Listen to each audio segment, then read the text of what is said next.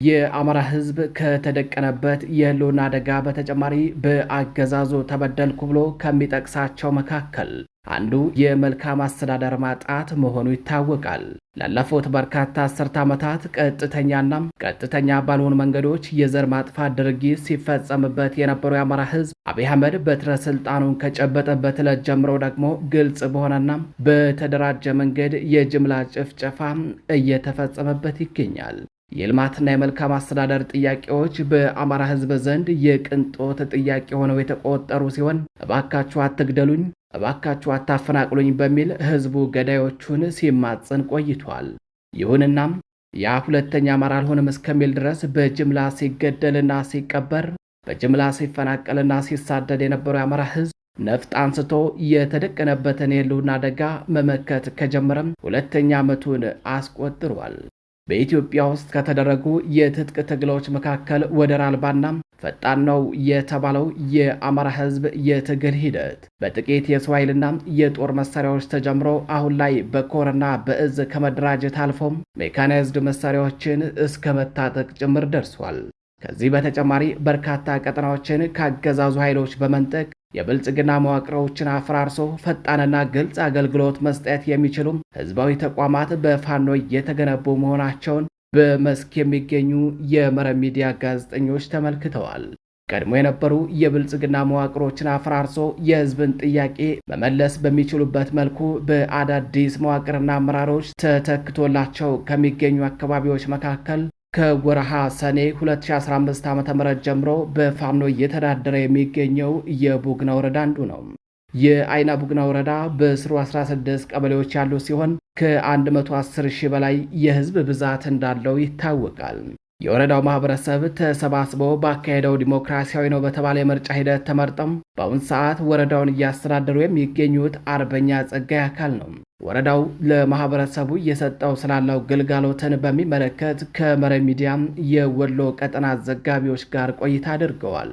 ተጠሪነቱ ለአማራ ፋኖ ብሔራዊ ኃይል ምስራቅ አማራ ቀጠና ምኒልክ ዕዝ ስር ለሚገኘው ለጀነራል አሳምነው ጽጌ ኮር የሆነው የቡግና ወረዳ በፋኖ መተዳደር ከጀመረበት ዕለት ጀምሮ ማህበረሰቡ ፈጣንና ግልጸኝነት የተሞላበት አገልግሎት እያገኘ ነው ሲሉም የወረዳው ዋና አስተዳዳሪ አርበኛ ጸጋይ አካል ነው ገልጸዋል። ከነባሩ አገዛዝ የተሻለ እንደውም ቀጠሮ የማይበዛበት በእለቱ ያለውን ኬዝ በማጣራት ጊዜ ባለመውሰድ በአጭር ቀን በማስታረቅና ፍትህ በመስጠት እንትምናለን። ከዛ ውጭ ማህበረሰቡ የተለያዩ አገልግሎት አለው። ቀድሞ እንዳሉት ቅሬታም ይመጣል። ከተለያዩ ኬዞችን ይዞ ይመጣል። እነሱን በየዘርፋችን እኔ እንዳስተዳዳሪነት የሚመለከተኛል። እንደ ፍርድ ቤት የተቋቋማለ መርማሪዎች አሉ፣ እነሱ ያገለግላሉ። እንደ ፋይናንስ እንደ ህዝብ ግንኙነት አሉ። በየዘርፋችን በማወሩ ቀበሌ ጀምሮ እንሰጣለን። እሱም በማየት ማህበረሰቡ ደስተኛ ነው። የእኛን ሂደት የተሻለ እንደሆነ እየገለጹልን ነው። ከዚህ በተጨማሪ ደግሞ ከሌሎች አገልግሎት ጋር ተያይዞ አስተዳደራዊ አገልግሎት ጋር ተያይዞ በዚህ ልክ የተሻለ እንደሆነ ይነገራሉ። በተለይ ከዚህ ቀደም በነበረው የብልጽግና አገዛዝ መዋቅር ስር ሙሰኝነትና ዓይን የወጣ ዘረፋን ጨምሮ በአገዛዙ ተደራጅተው ጨለማን ተገን በማድረግ ቤት ለቤት እየዞሩ ሀብት ንብረት የሚዘርፉም በስርቆት ወንጀል ተሰማርተው የነበሩ አካላትን በማጽዳት ሙስናንና ዘረፋን ሙሉ በሙሉ ማስቆም ተችሏል ሲሉ ዋና አስተዳዳሪው ተናግረዋል። ሌላው በትልቁ እኛ ስራ የሰራንበት ምንድነው?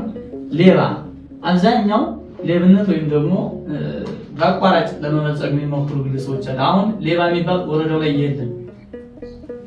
በጣም ከነበረበቱ ወደ ዜሮ ደረጃ ብሎ የሚባል አውርደናል።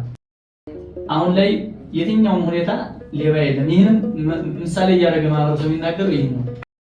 እሱ ጋር ተያይዞ ማለት ነው። ከቀበሌ ጀምሮ እስከ ወረዳ ድረስ ህዝባዊ የሆኑ የጸጥታም የፍትህና ሌሎች ማህበራዊ ተቋማትን በማዋቀርና አዳዲስ አመራሮችን በመሾም በብልጽግናው አገዛዝ ስር በነበረባቸው ዓመታቶች በመልካም አስተዳደር እጦት ሲሰቃይ ለነበረው ማህበረሰብ የተቀላጠፈ አገልግሎት መስጠት ተችሏል ነው ያሉት ዋና አስተዳዳሪው።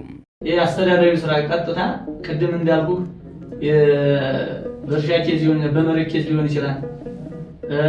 ሌሎች የጋራ መገልገያ ከሆኑ የማህበረሰብ መገልገያዎች ጋር ተያይዞ ከኛ ጋር ተያይዞ ያለውን በትልቁ የተሻለ እንደሆነ ይገልጹልና ነው። ከዚህ ቀደም አገዛዙ የጨረባ ምርጫ ከማካሄዱ ወራቶች ቀደም ብሎ የህዝቡን ቀልብ ለመሳብና ልማታዊ መንግስት ለመምሰል ጀምሯቸው የነበሩ ነገር ግን ከምርጫው በኋላ ያቋረጣቸውን ጅምር መሰረተ ልማቶችን ከረድኤት ድርጅቶች ጋር በመነጋገር እያስጨረስንና ህዝባችንን አገልግሎት እንዲያገኝ እያስቻልን ነው ብለዋል ዋና አስተዳዳሪው። ላብነትም በዚህ ዓመት ብቻ አንድ ቴክኒክና ሙያ ማሰልጠኛ ኮሌጅን ጨምሮ የሶስት ትምህርት ቤቶችን ግንባታ አጠናቀው አገልግሎት ማስጀመራቸውን የጠቀሱት የወረዳው አስተዳዳሪ በወረዳው ቅዱስ ሀርቤ ተብሎ በሚጠራው ቀበሌ ማህበረሰቡ የንጹህ ውሃ መጠጥ አገልግሎት እንዲያገኝ አድርገናል ብለዋል። የተሰሩ 2 ትምህርት ቤቶች አሉ። በዚህ ዓመት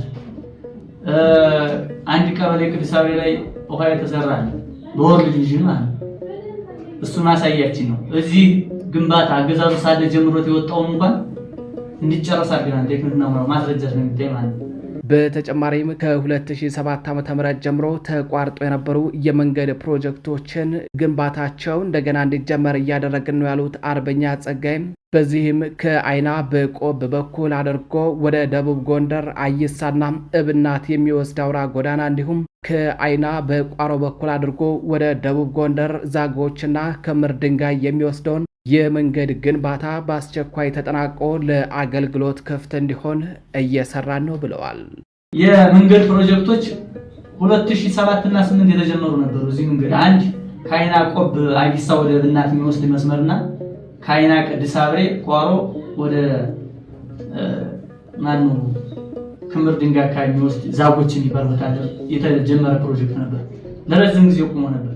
እኛ ከማህበረሰቡ ጋር ችግር የለም፣ ለማህበረሰቡ ነው የወጣ ነው። ስለዚህ ለማህበረሰቡ የሚጠቅም ነገር ካለ ምንም አይነተኛ የምናደርገው የምናውቀው ወይም ደግሞ ችግር የምንፈጥረው የለም፣ መጥቶ መስራት ይችላል በሚል አንደኛ ከእርዳታው ጋር ተያይዞ፣ ሁለተኛ አሁን ደግሞ መንገዶች የመንገድ የራሱ የአማራ ክልል መንገድ ኤጀንሲ ገብተው እኛና ነው የመንግስት መኪናዎች ናቸው። የመንግስት መኪናዎች እነሱን እያወቅና አሁን በዚህ ዓመት በሁለቱም መንገድ እየተሰራ ነው ያለው። ዶዘሮች ገብተዋል፣ መኪናዎች ገብተዋል፣ ነዳጅ ይገባል፣ ሌላ ማቴሪያል ይገባል። ለመንገድ ግባት ነው የካቲትና መጋቢት ገብተው አሁን እስካለንበት ድረስ እየሰሩ ነው። የመንገድ ግንባታውን ለመጨረስ እየሰሩ የሚገኙ የተቋራጭ ድርጅቶች ሰራተኞችንና ንብረቶችን ለደህንነታቸው ዋስትና ከመስጠት ጀምሮ ግንባታው እንዲሳለጥ በማስተባበር በኩል ወረዳው ከኮሩ ጋር በመቀናጀት በተለየ ሁኔታ እየሰራ ነው ሲሉ ዋና አስተዳዳሪው ተናግረዋል። እየተከታተልን ለነሱ ምቹ ሁኔታ መፍጠር፣ ከሰላም አኳያ የነሱን ደህንነት መጠበቅ ኃላፊነት የሚወስደናል። አንድ ነገር አለ። የነሱን ያመጣቸውን ለመንገድ ግባት የሚሆኑ ከተሽከርካሪ ጀምሮ እነሱን መጠበቅ ማስተዳደር። በዚህ ልክ እኛ አገዛዙ እንጀራ ሊሰጠንም ታርጋ ሊሰጠንም የኛ መልሳችን ግን መሬት ላይ ያለው ስራ ነው። ማህበረሰቡ ደግሞ መሬት ላይ ያለው ሁኔታ ያውቃን ይረዳን። በዚህ እየሰጠ ነው። ፍትህና ነጻነት ተጠምቶ የነበረው ህዝባችንን ከብልጽግናው ቡድን በመንጠቅ ሲመኘውና ሲጓጓለት የነበረውን አገልግሎት አቅማችን በፈቀደ ሁኔታ በማገልገላችን የተናደደውና ጨርሶ ከህዝብ ልብ የወጣው የብልጽግናው ቡድን ለአርሶ አደሩ የአፈር ማዳበሪያና የምርጥ ዘር አቅርቦቶችን በማቋረጥ እንዲሁም በወረዳ ውስጥ ለሚገኙ የጤና ተቋማት መድኃኒት እንዳይደርሳቸው በማድረግ ጸረ ህዝብነቱን አስመስክሯል ነው ያሉት ዋና አስተዳዳሪው። አገዛዙ 2016 ላይ ሰኔ ወቅት ላይ ማዳበሪያ ገደ ፋኖ ይሸጣውን በሚል እሳቤ ማለት ነው። ማዳበሪያ አገዛዙ ላሊበላ ላይ ከወልዲያ ጀንበሪ ኑራ መጡ። ላሊበላ ያለው የተቀመጠው አገዛዙን ደግፎ ወይም ደግሞ ያገዛዙ ታማኝ ሎሌ ሆኖ የሄደው አካል ሽጦ እዛው አስቀረ። 4 ጤና ጣቢያዎቻችን መድኃኒት ከሄደ ፋኖ ይታከምበታል በሚል እሳቤ ብቻ 4 ጤና ጣቢያ ከግባት ነፃ ሆኑ ባዶ የጤና ከመድኃኒት አኳያ ዝግ ሲሆን ለአንድ ዓመት ያህል ማዳበሪያ ሳይገባ ሲቀር ሰኔ ላይ ቀድሞ ዝግጅት ተሰርቶ ሻንዳ ይተረስ ሲሆን ገዢው ቡድን ካለፈው ዓመት ማለትም ከ2016 ዓ.ም ጀምሮ የማዳበሪያ አቅርቦትን በማቋረጡም ማሳዎች ጦም አድረዋል። በዚህ የተነሳም በያዝነው ዓመት ህዳር ወር ላይ በወረዳው ረሃብ ተከስቶ ነበር ሲሉ ከመረብ ሚዲያ ጋር ባደረጉት ቆይታ የተናገሩት አቶ ጸጋይ መደበኛ የትግል ሚዲያዎችንና ማህበራዊ ሚዲያዎችን በመጠቀም የተፈጠረውን ችግር ለዓለም ህዝብ እንዲደርስ አድርገናል። በዚህም በርካታ ሀገር በቀል የሆኑና ሀገር በቀል ያልሆኑ የእርዳታ ድርጅቶች እንዲሁም በሀገር ውስጥና ከሀገር ውጭ የሚኖር ወገኖችን በማስተባበር ያን ፈታኝ ወቅት ማለፍ ተችሏል ብለዋል። ስለዚህ ምንድነው ያደረግነው? እኛ ቆመን አላየንም። ህዝቡ ሲይዝ ነው እኛም መኖር የምንችለው። ከዛ ምንድነው የተከሰተው? ራብ ሲከሰት የጤና ችግር ሲከሰት በእኛ ሚዲያዎች አሁን ወቅቱ የእኛ ሚዲያዎች ተሰሚነትም ስላላቸው እነሱ ግን በመጠቀም ሌሎች ደግሞ ማህበራዊ ሚዲያዎችን በመጠቀም 3-4 ቀበሌዎች ላይ ቪዲዮ በመስራት በተጨባጭ የተረቡ የሚያሳዝኑ ህፃኖች ነበሩ። እነሱም በቪዲዮ ተንቀሳቃሽ ምስል በመስራት ዓለም አቀፍ ጥሪ በማድረግ እርዱን ማህበረሰቡ በአገዛዙና በእኛ መካከል በተፈጠረው ጦርነት በዚህ ልክ አደጋ ወርቋል በማለት ከታህሳስ 10 ጀምረን አሁን እስካለንበት ድረስ ቀጣይነት ያለው እርዳታ አድርገናል። ይህን ስናደርግ አገዛዙ እኛ ጽንፈኛ፣ ሌባ፣ ዘራፊ እንደሆነ ለህዝብ እንደማናስብ ነው አሁን ድረስ እየገለጸ ያለው። በተቃራኒው የኛ መልሳችን ምንድነው? ዓለም አቀፍ ረጅ ድርጅቶች፣ የአገር ውስጥ ረጅ ድርጅቶች፣ ግብረሰናይ ድርጅቶች ወይም ደግሞ በጎ አድራጎት ማህበራቶች ገብተውልናል። ያን ጥሪ አይተው ጥሪያችንን ሰምተው ወደ ወረዳው ለገቡ የእርዳታ ድርጅቶች ለሰራተኞቻቸው ደህንነት ዋስትና ከመስጠት ጀምሮም የመጣውን እርዳታ ለማህበረሰቡ በአግባቡ ተደራሽ እንዲሆን ቁጥጥር እስከ ማድረግ የደረሰ ስራም በወረዳው መሰራቱንም አርበኛ ጸጋይ ገልጸዋል። ረጅ ድርጅቶች ሲመጡ እዚህ እዚህ ቢሮ ላይ ቁጭ አድርገን እናነጋግራለን። የእነሱን ደህንነት ዋስትና እንወስዳለን። መሬት ላይ ምቹ ሁኔታ እንዲፈጠርላቸው እናደርጋለን። ቅድም ባሉ በመዋቅራችን መሰረት እንዲገናኙ ይደረጋል። ከዛም በኋላ ምንድነው የምናደርገው? ረጅ ድርጅቱ በራሱ ጥናት አድርጎ ወይም ደግሞ አሰስመንት ሰርቶ በሱ አክቲቪቲ ወይም ደግሞ በሱ ባመጣው ኖቲፊኬሽን ልክ እርዳታውን ያደርጉልናል ማለት ነው።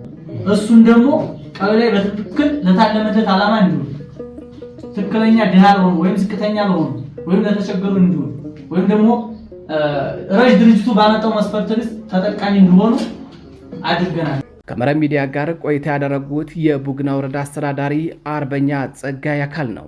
ግጭት ቀስቅሶ ህዝብን ከህዝብ ከማጫረስ ለልማት ተብሎ ተመድበው የነበሩ በጀቶችን አጥፎ ለጦር መሳሪያ መግዣ ከመዋልና የገዛ ህዝቡን በድሮንና በጀት ከመጨፍጨፍ እንዲሁም የሀገሪቱን ዳር ድንበር ከማስደፈር ውጭ ሌላ የማያውቀው የብልጽግናው አገዛዝ ይህንኑ የማዳበሪያ አቅርቦት ዕቀባ ድርጊቱን በዘንድሮ ዓመትም ደግሞታል ሲሉ ጠቅሰው የጤና ተቋማትን ማውደምን፣ መድኃኒት እንዳይደርሳቸው ማገድንና ለአርሶ አደሩ የአፈር ማዳበሪያና የምርጥ ዘር አቅርቦት ማቋረጥን ልክ እንደ አንድ የጦር መሳሪያ ይጠቀምበታል ሲሉ ተናግረዋል።